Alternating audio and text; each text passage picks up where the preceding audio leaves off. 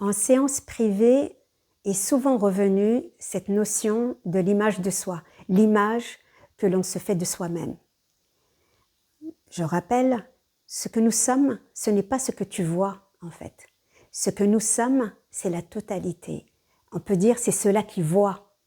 C'est tu vois, sans l'espace, il n'y aurait pas les pensées. Les pensées, elles sont bien dans un espace, qui en réalité n'est pas un espace, mais il faut bien dire quelque chose. C'est un lieu qui n'est pas un lieu. Pour que ce corps puisse être, il est dans un espace. La maison, le ciel, tout ça se trouve dans un lieu, dans un espace qui n'est pas vraiment un espace. Mais tu vois, c'est ça que l'on rate. Nous, ce qu'on voit à chaque fois, ce sont les pensées qui nous embêtent, c'est ce corps qui nous embête, c'est des situations, des objets autour de nous qui nous embêtent. C'est-à-dire qu'on est focalisé que sur l'apparent, que ce qui bouge, ce qui est en mouvement. Et on ne met pas son attention sur cela qui permet que tout ça soit l'espace. Et on focalise uniquement, notamment ici, sur le petit moi pour lequel on se prend, qui n'est pas notre véritable identité. Il y a une erreur sur l'identité. Parce que depuis qu'on est enfant, on a appris à devenir quelqu'un. Mais à la base, un bébé, il est personne en fait. C'est un pur esprit en vérité. Donc l'identification a été apprise.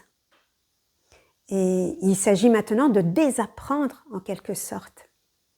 Et pour ce faire, d'abord commencer à voir qu'on a une image de soi dans la tête. Est-ce que tu vois que tu as une image de toi-même qui est en rapport avec ta petite histoire, c'est-à-dire le vécu, le passé, donc les pensées, et en même temps, ça a à voir avec ce que tu appelles la personnalité avec ses traits de caractère, avec ses qualités et ses défauts. Et ce que fait une personnalité, ce que l'on fait en tant qu'humain, ce qui est normal, ce qui est habituel dans l'ordre des choses de ce monde apparent, c'est on focalise sur les qualités qui nous définissent. Et nos défauts, on essaie de les cacher, on essaie de ne pas les montrer. Alors qu'en réalité, les défauts, ce sont des qualités qui attendent de s'ouvrir finalement. Mais tout ceci, en fait, l'image que l'on a dans sa petite tête repose sur cette personnalité qui est très déformée en quelque sorte. Et on se limite quand on est là-dedans. Nous, ce que nous sommes, c'est avant ça. La personnalité, elle peut exister même après avoir découvert qui nous sommes. Elle existe, bien évidemment. Elle ne disparaît pas. Mais on n'est pas identifié à cette personnalité. Et surtout, on est beaucoup plus grand que toutes les qualités que peut avoir cette personnalité. Et les défauts qui sont là ne sont pas jugés. Encore une fois, d'ailleurs, ces défauts, ce sont des qualités en puissance, en fait, mais qui sont voilées, qui sont cachées.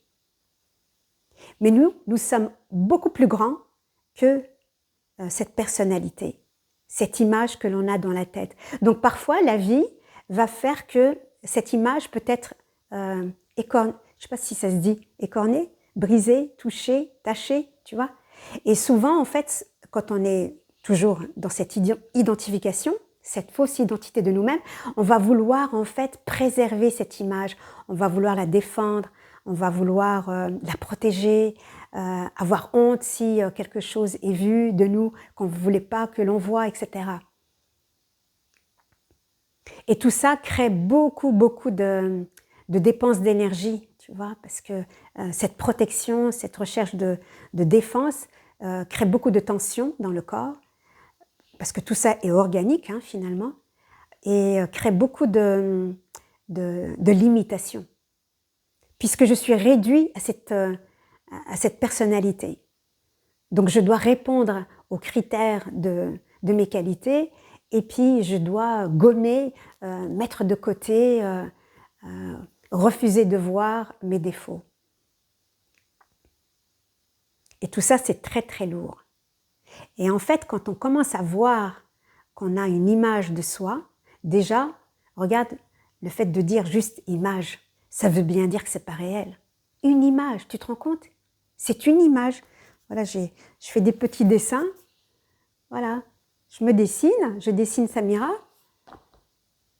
Alors c'est à ça que je me réfère. Je crois que c'est ça, moi.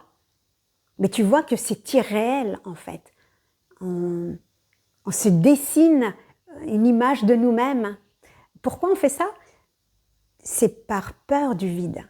Parce que ce que nous sommes, c'est une page blanche. C'est un espace vide, vierge. Et qui permet que toutes les formes, toutes les apparences arrivent, surgissent. On ne peut pas les exclure. C'est impossible. Mais ça demande énormément d'énergie. D'abord pour porter cette image de soi, tu vois, comme un drapeau, comme une étiquette.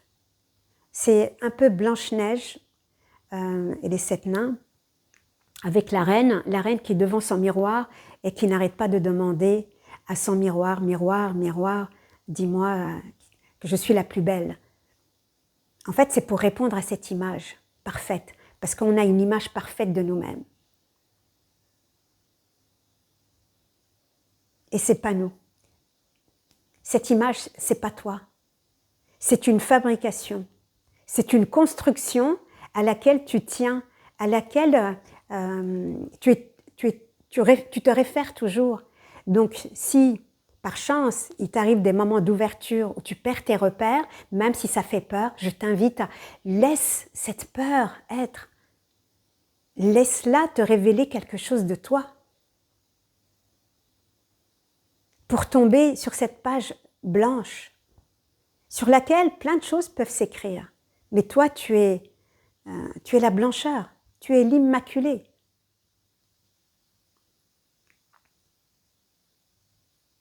Et pour venir, si ça peut t'aider, cette pratique, pour venir déboulonner en quelque sorte cette image, tu vois, qui est très solide, qui paraît très solide. Et je ne dis pas que c'est forcément facile, tu vois, à dégommer, à effacer. D'ailleurs, il n'y a personne qui va dégommer, personne qui va effacer. C'est de lui-même, en fait, quand la réalité de toi-même, le souvenir, en quelque sorte, de toi-même revient, petit à petit, ce qui est faux va se dissoudre. En tout cas, c'est comme ça que ça s'est passé ici. Ça se dissout, en fait. Comme de la glace, tu vois, ce qui paraissait solide va se dissoudre, c'est de l'eau. Donc, pour revenir à ce que j'ai dit au départ, l'espace dans lequel apparaissent les pensées, maintenant, prête-y attention. Porte ton attention sur cet espace. Et ce corps aussi, il est placé dans un espace, d'accord? Donc, au lieu de regarder juste ton corps, focalise maintenant, mets ton attention sur cet espace, d'accord?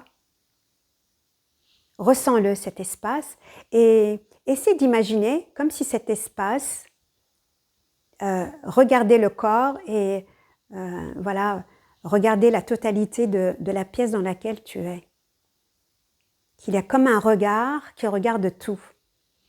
Et que ce regard est neutre, que ce regard ne parle pas, que ce regard ne juge pas, mais il embrasse.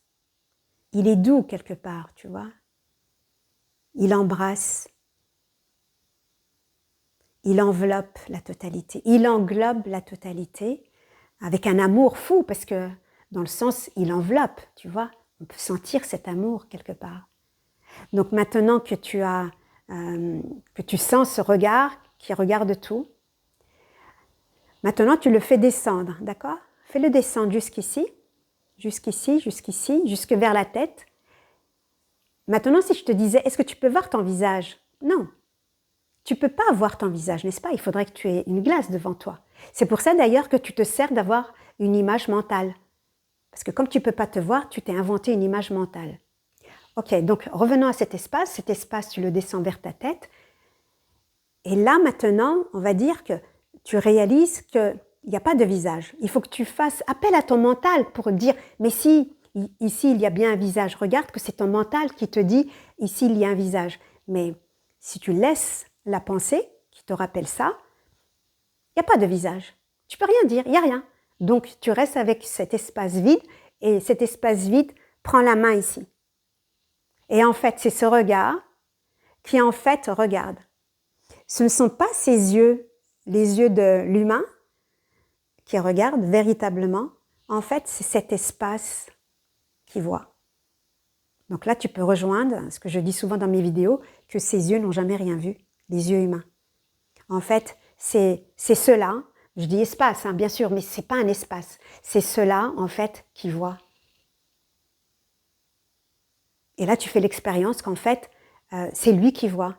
Et si on part du principe que, tu vois, au départ, tu as bien senti que cet espace, il ne juge pas, il ne dit rien, il est neutre, eh bien, de la même manière, quand il arrive ici, en fait, tu peux sentir que cet espace, il voit comme ça, en fait, de manière neutre, de manière ouverte, de manière accueillante. Par contre, quand tu commences à voir avec tes yeux humains, en fait, tu vois avec ton mental. Ce sont les yeux qui voient ce que racontent les pensées, les idées. Mais si on se réfère en fait à cet espace qui se met là et par lequel ça voit, eh bien celui-ci, il passe par le cœur en fait. Il est ouvert, il est grand, il permet, il autorise. Et là, pour le coup, tu vas voir que si ça regarde par cet espace, tu dépasses le champ de la personnalité à laquelle tu étais identifié. Tu peux même voir qu'avant, tu étais identifié à une petite personnalité, alors que là, tu es beaucoup plus large. Tu n'es pas en train de te dire je ne suis pas assez ceci, je ne suis pas assez cela, j'ai pas assez de qualité comme ci, j'ai pas assez d'audace par exemple, j'ai pas assez de créativité, j'ai pas assez de souplesse pour changer de travail ou je ne sais quoi, tu vois. Là, quand tu regardes avec cet espace, tu regardes grand en fait. Il y a des ouvertures en fait. Tu sors de ta limitation. Tu sors de ce côté très réducteur que tu as appelé toi, que tu t'es pris pour toi. Tu rentres dans cette page blanche et qui permet des autorisations. Et là, tu vas voir arriver en fait des possibilités. Et auparavant, ce n'était pas des possibilités, tu n'avais que des interdictions. Parce que quand on vit dans un champ réduit, il y a plein d'interdits en fait. Alors que quand tu passes par ce champ d'ouverture, il y a plein de possibles. Tu peux envisager, on va dire, l'existence autrement en fait.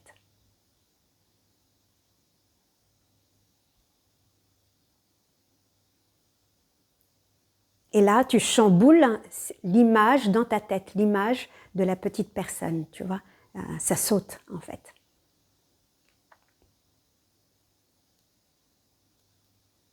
L'image, ce n'est pas la réalité.